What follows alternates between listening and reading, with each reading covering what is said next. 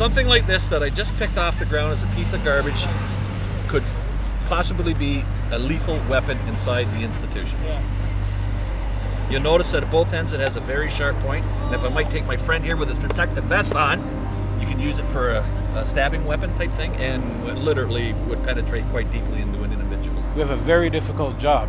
Anything can be used as a weapon against us. Because we're a detention center, we detain anybody who is awaiting the court process. So we have anybody from the guy who drove drunk on the weekend to the worst of the worst in that building, and everything in between. When asking the question, how volatile is the situation within that building, it varies. I reported to my shift at 7 a.m. I said I will gladly go to my post with my vest on.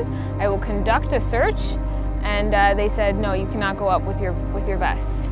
And I said, you're not giving me my protective gear that I've been issued? And they said, no. And I said, well, then I can't go to my duties. And then they told us to leave the building, so we did. And they told us it would be with no pay. So as long as no work, it'd be with no pay. The Ministry of Labour doesn't understand our position, and in fact the inspectors who came to address our concern stated in full fact that they had never stepped foot inside of an institution before, yet they are to rule on whether or not our safety is actually in jeopardy. But until that weapon has been produced and brandished as a weapon, it is not an imminent threat in their eyes. But once it has been brandished as a weapon, it is too late for us to disengage from the situation to don our safety gear. This building was originally, when it was originally built, to house 220 offenders, one per cell. That was then upgraded by the ministry without modifications to the building, ventilation system, heating system, or cooling system. So this building, which was originally designed for 220, is now close to 600.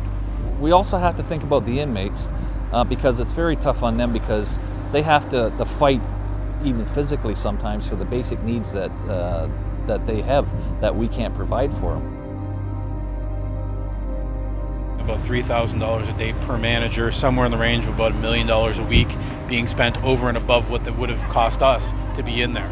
And where's their accountability on that money that they're spending? It's basically the public's tax-paying dollars, the government funding that they're paying for managers to work all the overtime shifts, staying beyond their appropriate shift, all of the ordered-in takeout that they've been doing as well.